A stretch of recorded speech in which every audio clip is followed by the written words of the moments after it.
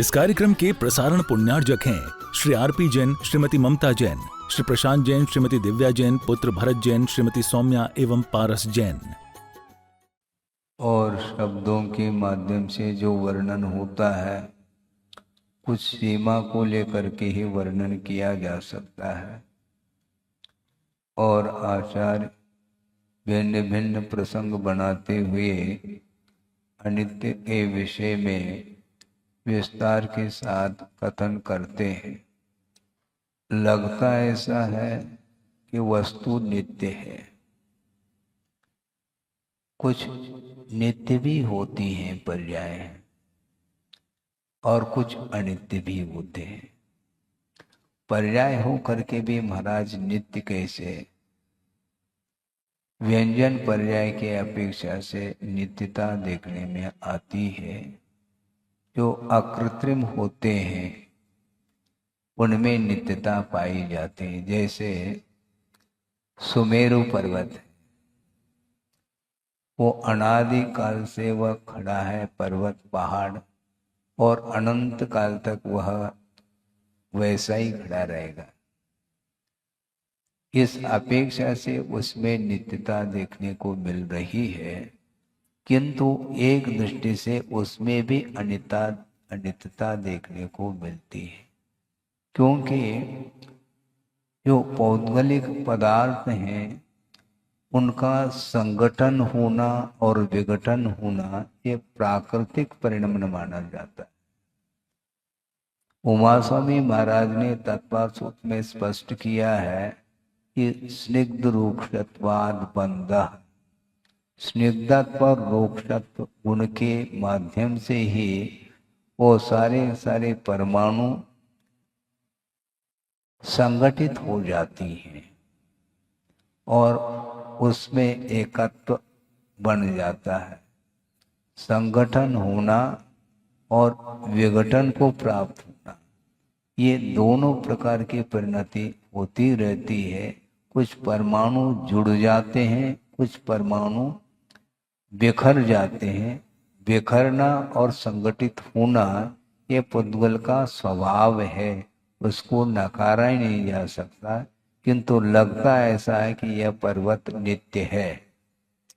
वह व्यंजन पर्याय का अर्थ अनेक समयवर्ती जो पर्याय होती है उसको व्यंजन पर्याय की संज्ञा दी है, किंतु सूक्ष्म परिणमन उसमें भी होता रहता है, वह दृष्टि का विषय नहीं बन सकता। इस अपेक्षा से अनादि नित्य पर्याय की भी व्यवस्था आगम में दी है। अनादि नित्य ये हो गया अकृत्रिम जितने भी हैं, मेरु पर्वत हैं और स्वर्गीय विमान हैं, सूर्य विमान, चंद्र विमान आदि आदि, ये सारे ये नित्य हैं, इनका कभी भी अभाव नहीं हो सकता। किंतु इसमें भी ये पौद्गलिक होने के कारण परमाणुओं का बिखरना और संगठित होना ये बनता ही रहता है। इस अपेक्षा से प्रत्येक वस्तु क्षणिक है, ये विवक्षा बना करके यहाँ पर वर्णन किया जा रहा है।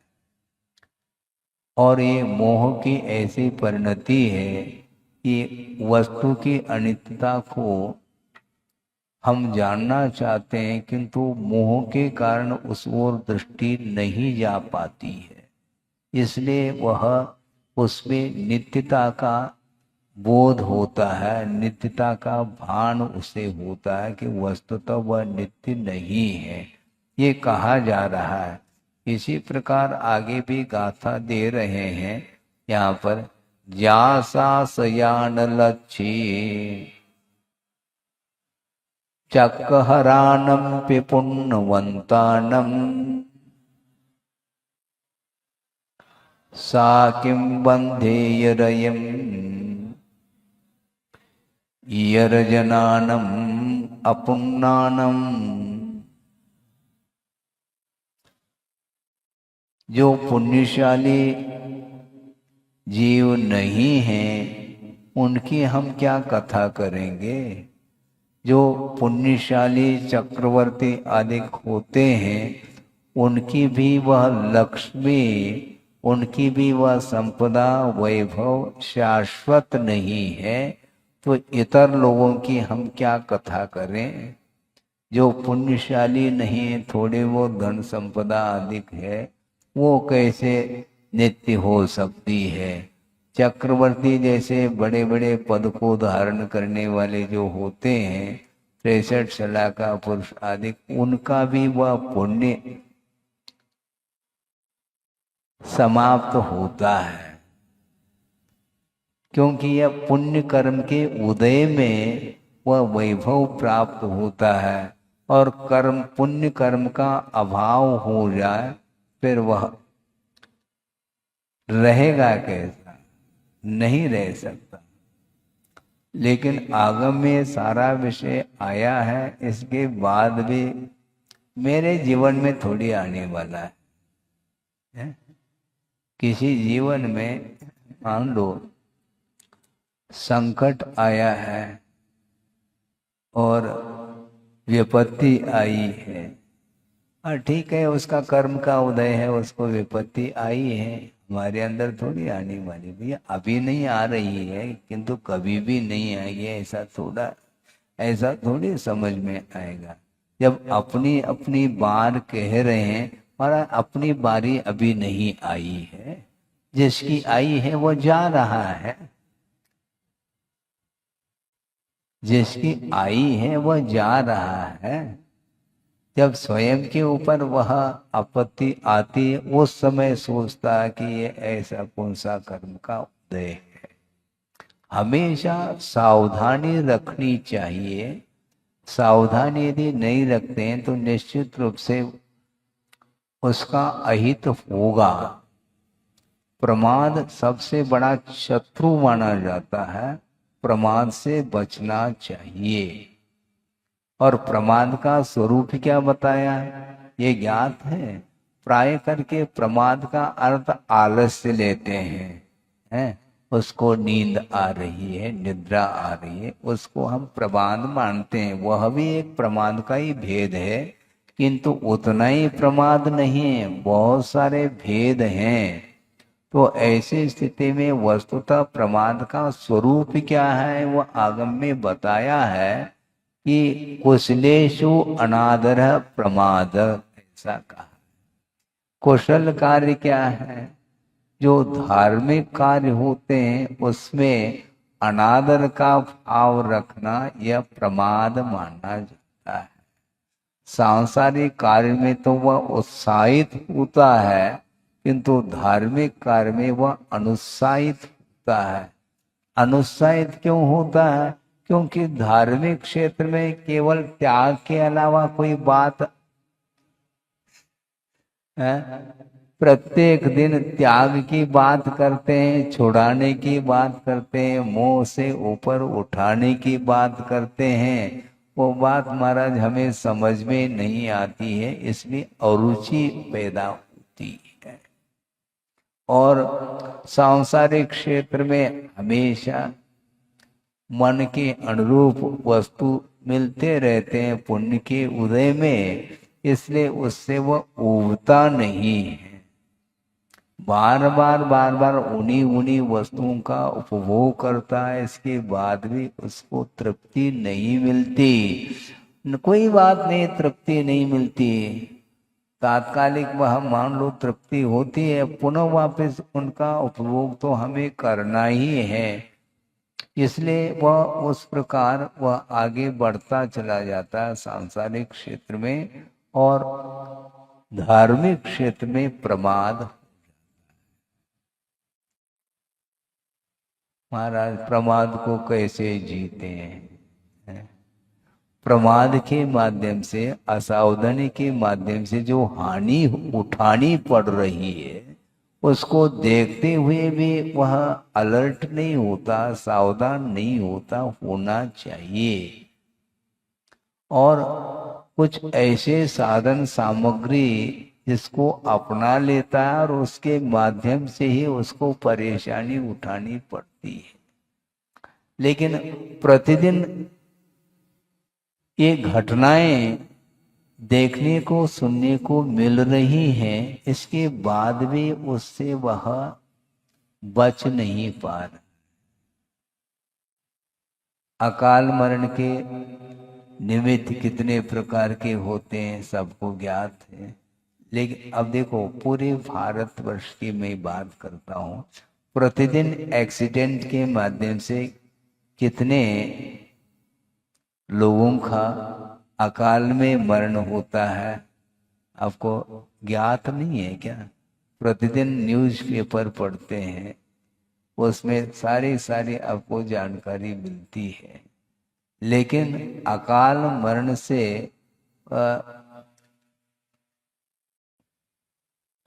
भिन्न भिन्न निमित्तों के माध्यम से अकाल मरण हो भी रहा है, फिर भी उससे वह सतर्क नहीं, तर्क करता है वो। ये तो समस्या है। तर्क वितर्क मत करो, सतर्क रहो, ये कहा। लेकिन नहीं होता। अभी कुछ ही दिन पहले एक विमान है अहमदाबाद में क्रैश हुआ था और कितने लोगों का अवसान हुआ, सबको ज्ञात। ये सब देखते हैं, इसके बाद भी वाहन को खरीदने वालों की संख्या कम नहीं हो रही। अब उनके लिए हम क्या कहें? ये सामग्री इस प्रकार हम अपना रहे हैं, अभी तक हमें ये बात समझ में नहीं आती कि बैलगाड़ी के द्वारा एक्सीडेंट हो गया हो किसी का, और बैलगाड़ी उसके, वो तो उसके मार्ग ही अलग है। पगडंडी से वह बैलगाड़ी में वह किसान बैठ करके जा रहा है खेत के लिए, वहां पर कोई भी ट्रैफिक नहीं है जो जाम हो या हो, जैसे जबलपुर में लाड़गंज में हो रहा है। प्रतिदिन परेशान हो रहे हैं लोग, और वो जा रहा है, खेत जा रहा है, 2-4-6 किलोमीटर बैलगाड़ी के माध्यम से जाता है, आता है आराम के साथ, कोई भी प्रदूषण नहीं उससे। और बॉम्बे में देखो, दिल्ली देखो, सर्वत्र आप देख रहे हैं कि वातावरण प्रदूषित हो जाता है, शुद्ध हवा तक नहीं मिल पाती।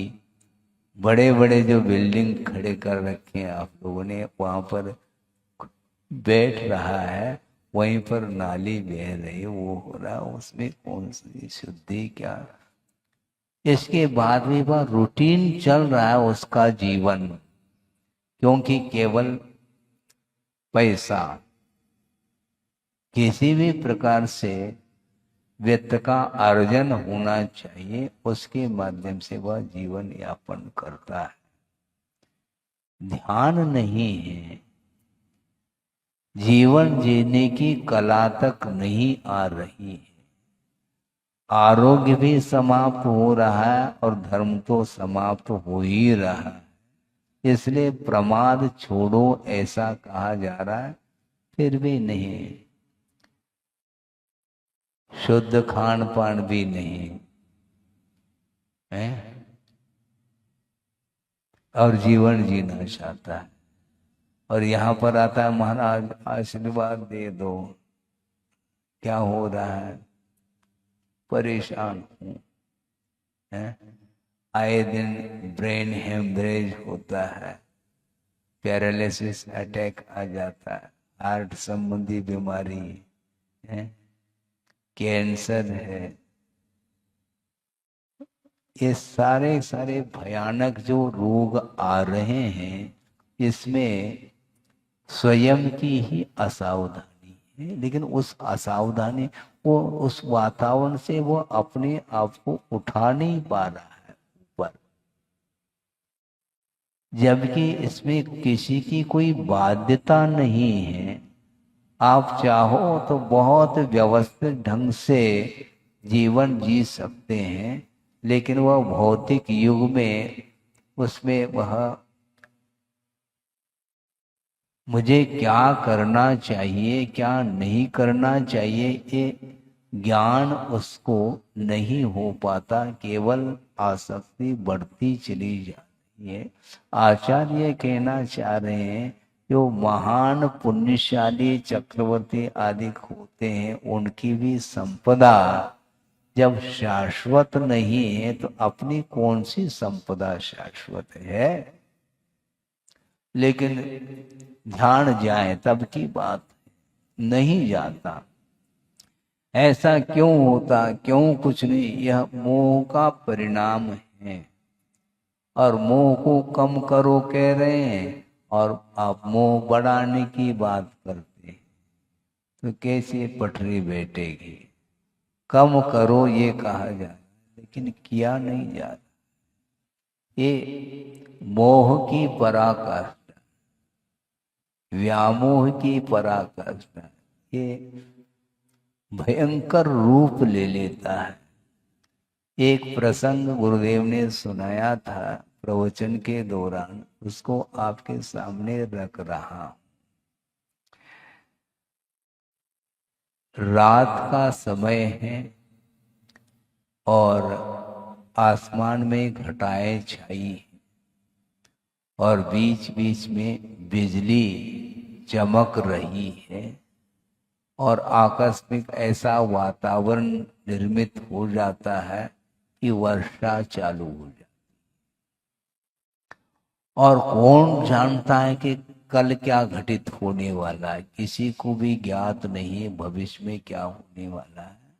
और ऐसे मूसलाधार निरंतर वर्षा होती रही, उसके कारण नदी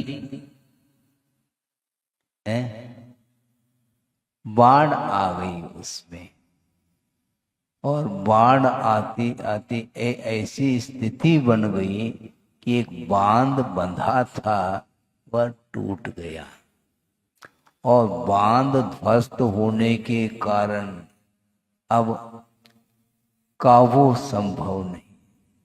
वह जल का स्तर इतना बढ़ा हुआ है और सब चारों ओर से सुरक्षा की वार्ता सूचना दी गई और अपने अपने परिवार के लोग घर छोड़ करके अन्यत्र जा रहे।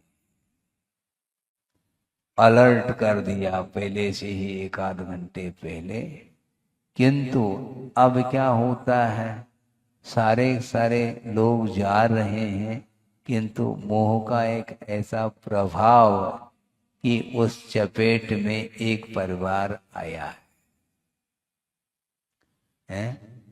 अलर्ट, सावधान करने के लिए कहा गया, सूचना भी दी गई और कई लोग खाली करके चले गए, उनका जीवन तो बच गया, किंतु एक परिवार उस चपेट में आया और उसमें वह कह रहा है कि हमें भी इस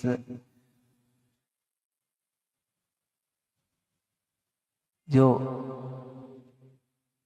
पानी चारों ओर बढ़ रहा है तो इसमें से हमें भी पार होना तो है, तो क्यों लगा रहे, तो इसलिए क्योंकि जो कुछ भी अभी तक कमाया है उसको यहीं छोड़ करके हम चले जाएंगे तो हम कैसे जी पाएंगे। एक भाव मन में आ रहा। इसके उपरांत भी उसने कहा, पत्नी को बोला कि तुम यहाँ से पार हो जाओ, अपने बच्चों को लेकर के जल्दी से जल्दी निकल जाओ। और वह निकल गई और वो व्यक्ति सोच रहा है सब कुछ समेटना है, जबकि जीवन समेटने को है। इसके बाद भी वो अपने धन संपदा को वह बटोरने में लगा है। इतने में वह निकलने को हो जाता है, किंतु पानी के साथ वह बहता चला जाता और उस बहाव में उसका मरण हो जाता है। इसके उपरांत भी वह हाथ में जो पोटली थी वह पकड़ करके रखा था उसको, वो पोटली समेत वह बहता बहता चला जा रहा है और जीवन का अंत हो जाता है। ये घटना 1957 की पूना के पास एक कोई बांध था, बताते वह ध्वस्त हो गया था, उसके कारण यह नौबत आई थी। बड़ी विचित्र दशा है संसारी प्राणी की। एक श्लोक आपके सामने रख रहा हूं, याद आ रहा है कि वह पुराण में ही वह विषय आया। एक बार मैं पढ़ रहा था और हमने सोचा कि देखो क्या लिख रहे हैं आचार्य, और जो आगम में जो लिखा जा रहा है ये बाद में लिखा जा रहा है, घटित घटनाओं को ही लिखा जाता है। जो लिखा जा रहा है वह घटने के बाद लिखा जाता है। जो लिखा जा रहा है वह घटित हो रहा है, ऐसा नहीं। जो घटित हो रहा है उसी को आगम में उसको लिख करके आपके सामने सुनाया जा रहा है। जंतुरंतक दंतस्तो, जंतुरंतक दंतस्तो हंत जीवित बीहते, मोहात तन निर्गमोपायम न चिंतयति धिक्तमः, ऐसा कहा। जंतु अर्थात संसारी प्राणी वह क्या है? अंतक दंतस्तः, अंतक बोलते हैं मृत्यु, और दंतस्तः मृत्यु रूपी दांतों तले वह आया है जीव। इसके उपरांत भी वह बचना चाह, हंत जीवितम इहति, फिर भी वह जीना चाहता है। मृत्यु रूपी दांतों तले वह आया है, इसके बाद भी वह जीने की इच्छा कर रहा है। ये आश्चर्य है। वहां से निकलने का उपाय नहीं सोच पा रहा है, इसलिए धिक्तमः, मोह रूपी अंधकार के लिए धिक्कार है, ऐसा कह रहे हैं। क्या करना चाहता है? यही बात, मरणासन्न हो रहा है, इसके बाद भी वह पर वस्तु के प्रति जो लगाव है वह छूट नहीं पा रहा। और मृत्यु से बचाओ महाराज, तुम्हें कौन बचा सकता है? बुद्धि काम नहीं कर सकती। इसी को बोलते पराकाष्ठा मोह की, वो छूटता नहीं। कैसे करें महाराज, कैसे छोड़े? जैसे जोड़ा है वैसे छोड़ना पड़ेगा। हाँ? जुड़ो न जोड़ो, जोड़ा छोड़ो, जोड़ो तो बेजोड़ जोड़ो कह रहे आचार्य महाराज, हाइकू दे रहे हैं। जुड़ो न जोड़, किसी से जुड़ना नहीं, न किसी को जोड़ना है, ये आपके लिए संभव नहीं है। और श्रमण के लिए कहा जा रहा है। श्रमण बनने के बाद भी छोड़ी हुई वस्तु के प्रति पुनः मोह जागृत हो सकता है, इसलिए जोड़ो न जोड़ो, हम किसी को जोड़ना नहीं चाहेंगे, न किसी से जुड़ना चाहेंगे। श्रमण हमेशा निरीह रहता है, किसी के साथ उसका कोई भी संबंध नहीं रहता, क्योंकि संबंध को करके बाद में तोड़ने की अपेक्षा पहले से संबंध नहीं रखना चाहिए। ये भयानक रूप है। वस्तुतः मोह के कारण ही परतंत्रता का अनुभव होता है। इसलिए आचार्य कहते हैं कि निरंतर मोह से बचते रहो।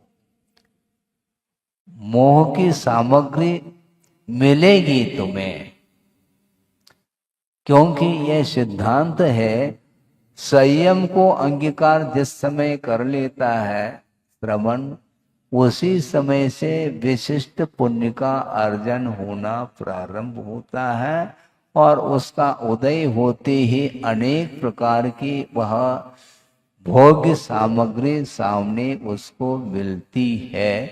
इसके उपरांत भी दृष्टि नासा पे धरे, आशा पे नहीं, क्योंकि जिसको छोड़ दिया है उसको क्यों ग्रहण? मित्रता नहीं, काय की मित्रता? क्योंकि मित्रता की बात आती है तो पुनः शत्रुता की बात भी आएगी। एक व्यक्ति से यदि लगाव है तो दूसरे के प्रति अलगाव अपने आप ही सिद्ध होता है। आपका झुकाव सबके प्रति है कि किसी खास व्यक्ति विशेष के प्रति झुकाव है? व्यक्ति विशेष के प्रति है तो निश्चित रूप से आपका कोई न कोई संबंध है उसके साथ, तभी तो उसके साथ आप अपने आप को मित्रता का व्यवहार करना चाहते हैं उसके प्रति। किंतु आचार्य कहते हैं ये लौकिक मित्रता ठीक नहीं है, ये तात्कालिक है, इसमें स्वार्थ है, और स्वार्थ अथवा अपना प्रयोजन जब तक सिद्ध होता है तब तक उसके प्रति बहुत वह स्नेह के साथ बर्ताव रखता है, लेकिन उसमें थोड़े बहुत भी गड़बड़ी आ गई तो पुनः वापस वह बिखराव, इसी को बोलते। पहला संगठन हुआ, स्निग्ध रूक्षत्वात् बंध, चिकनाहट के कारण बंध को प्राप्त होता है, चिकनाहट समाप्त होते पुनः बिखराव आ जाता है। उसी प्रकार राग द्वेष रूपी चिकनाहट के माध्यम से वह संसारी प्राणी एक दूसरे के साथ संबंध स्थापित करना चाहता है, इसलिए संसार का निर्माण होता है। उसमें स्थायित्व बिल्कुल नहीं। कुछ ऐसे पर्याय हैं, लगभग 4 प्रकार की पर्याय ये मान के चले कि जिसका संबंध एक अनादि अनंतात्मक पर्याय होती है। वो कौन सी पर्याय है? अनादि अनंत अभव्यत्व भाव, वो कभी समाप्त नहीं। अनादि काल से वह अभव्यत्व रूप पर्याय चली आ रही है और अनंत काल तक वह बनी रहेगी। इसको बोलते हैं अनादि नित्य पर्याय, क्योंकि अभव्यत्व का अभाव संभव नहीं है, क्योंकि यह पारिणामिक भाव है, कर्म सापेक्ष भाव नहीं है। कर्म सापेक्ष भाव नहीं है तो ये अभव्यत्व भाव आया कहां से महाराज? आया नहीं है। ऐसे कैसे है? प्रकृति स्वाभाविक आदि, ये स्वाभाविक परिणति है। अभव्यत्व भाव, अभव्य किसी को बनाया नहीं गया, न किसी को भव्य बनाया गया है, न अभव्य भव्य बन सकता, न भव्य अभव्य बन सकता। यह कर्म निरपेक्ष भाव माना जाता है। वह अभव्यत्व भाव अनादि अनंत पर्याय मानी जाती है। ये एक पर्याय हो गई। अब अनादि शांत पर्याय, भव्यत्व भाव का अभाव हो जाएगा मुक्त होने के बाद। वह अनादिकाल से वह भव्यत्व भाव आया है, वह समाप्त होगा। भव्यत्व भाव उसको बोलते हैं जो होने की क्षमता, मुक्त होने की क्षमता जिसके अंदर है, और वह क्षमता उद्घाटित होने की क्षमता जिसके अंदर है, वह भव्य माना जाता है। मोटे रूप से रत्नत्रय को प्राप्त करने की क्षमता, योग्यता जिसके अंदर है और उसको उद्घाटित करने की क्षमता है, वह भव्य माना जाता है। किसी ने बनाया नहीं और उसकी पहचान भी नहीं। समस्या खड़ी हो गई। भव्य और अभव्य कौन है, इसका परिज्ञान छद्मस्त अवस्था में संभव नहीं, अर्थात यह दिव्य ज्ञान का विषय है। केवली भगवान ही जान सकते हैं कि कौन भव्य है कौन अभव्य है। तो महाराज हमारे अंदर तो आकुलता बनी रहेगी फिर तो, क्योंकि आप भी नहीं बता पाएंगे कौन भव्य और अभव्य, क्योंकि ये केवली भगवान का विषय है। तो हम तो बड़े विकल्प में आ गए। आकुलता हमें होती है महाराज, आप जल्दी बताओ। आचार्य कहते हैं जिसको आकुलता वह भव्य है। क्योंकि अभावी को आकुलता होती नहीं उसको मुक्ति से कोई सरोकार नहीं, कोई प्रयोजन नहीं, उसको मोक्ष तत्व के प्रति उसका श्रद्धान होना ही नहीं है, और वह अपने स्वभाव को छोड़ नहीं सकता। न मुयदि पैडिम अभवो, अपने प्रकृति को वो छोड़ नहीं सकता। सुठवी अध्यायदून सत्तानी, अच्छे ढंग से शास्त्र का अध्ययन भी किया है, फिर भी वह अपने प्रकृति को, अपने स्वभाव को छोड़ नहीं सकता। गुड़ दुद्धम पिबंता न पन्नया निमिषा होती, पन्नग बोलते हैं सर्प को, और उसको आपने पिलाया दूध मीठा मीठा जिसमें गुड़ मिलाया, मान लो गुड़ दुद्धम पिबंता न पन्नगा निविषा होती, वह सर्प निर्विष नहीं हो सकता। आपने दूध मिलाया पिलाया इसलिए फिर वो दूध उगलेगा क्या? नहीं, वह विष ही उगलता। इसको बोलते प्रकृति स्वभाव, और स्वभाव भाई न भिषक कहते हैं आचार्य। स्वभाव के लिए कोई दवाई नहीं। शारीरिक कोई रोग हुआ है उसकी दवाई मिल सकती है, उसका ट्रीटमेंट हो सकता है, किंतु मानसिक जो रोग है उसको ठीक करना बहुत कठिन है। साइकोलॉजी इफेक्ट हो गया, अब उसको कौन दूर करेंगे? डिप्रेशन में आ गया, किसी के द्वारा ज्यादा प्रेशर बढ़ गया तो वह डिप्रेशन में आता है। अब उसको कैसे दूर करें? इसलिए स्वभाव आए न भिषक, स्वभाव के लिए कोई भी औषधि नहीं, कोई उपचार नहीं हो सकता। इसी प्रकार ये पारिणामिक भाव है, वह परिवर्तित नहीं हो सकता। तो अभव्यत्व भाव अनादि अनंत काल तक भी वह इसी संसार में परिभ्रमण करेगा। क्यों? अभव्य है इसलिए, और उसको कोई चिंता नहीं। चिंता मोहि काहे की, वो कहता है हमें कोई चिंता नहीं, मोक्ष से कोई चिंता नहीं, बल्कि वह अभव्य भी जिनलिंग को अंगीकार करता है, दिगंबरत्व को अंगीकार करके तप आदि कर लेता है, किंतु उसका जो एम है, लक्ष्य है, वह केवल भोग्य वस्तुओं को प्राप्त करना है। धम्मम भोग निमित्तम सदहदी, वो भोग के निमित्त वह श्रद्धान कर रहा है, तप आदि भी कर रहा है।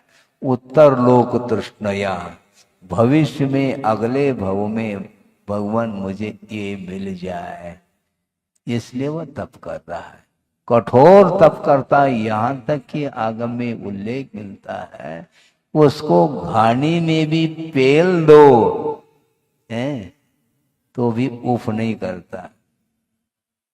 और शुक्ल लेशा के माध्यम से वह ग्रैवेक पहुंच रहा है, 9 ग्रैवेक, और 31 सागर की वहां पर आयु है, और वहां पर आराम के साथ क्या सुख ही सुख है, दुख तो है ही नहीं। लेकिन वस्तुतः देखा जाए वह भी क्षणिक है, क्योंकि कर्मायत जो सुख है, इंद्रिय के माध्यम से उत्पन्न होने वाला जो सुख है, वह तात्कालिक है, त्रैकालिक नहीं। यदि त्रैकालिक मान लिया जाए तो कभी भी देव पर्याय से उसका अवसान नहीं हो पाएगा, जबकि हो जाता है। अवसान क्यों हुआ? वो इतना सुख था, सागरोपम आय तक उसका उपभोग किया, तो इसलिए अब गाड़ी रिवर्स, क्योंकि पुण्य समाप्त हो गया है। चक्क हरानम पे पुण्यवंतानम न सासया सा लक्ष्मी, यानी लक्ष्मी शाश्वत नहीं है, और आप लक्ष्मी पूजा करते हैं, भारी समस्या है। दिवाली के दिन प्राय करके दुकानदार 10-15 दिन पहले से ही वह रंग रोगन आदि करना प्रारंभ करता है और उस दुकान को और डेकोरेट कर लेता है। फिर बाद में धनतेरस बोलते हैं लोग, और उस दिन जो है वह धन की पूजा करता है, लक्ष्मी पूजा। समस्या है ये। आचार्य कह रहे हैं कि यहाँ पर पुण्यशाली जो चक्रवर्ती आदि बड़े बड़े पद को धारण करने वाले भी यहाँ पर शाश्वत नहीं रहे, तो तुम्हारी क्या स्थिति रहेगी? इसके बाद भी उस वो दृष्टि हमेशा बनी रहती है। इस कार्यक्रम के प्रसारण पुण्यार्जक हैं श्री आरपी जैन, श्रीमती ममता जैन, श्री प्रशांत जैन, श्रीमती दिव्या जैन, पुत्र भरत जैन, श्रीमती सौम्या एवं पारस जैन।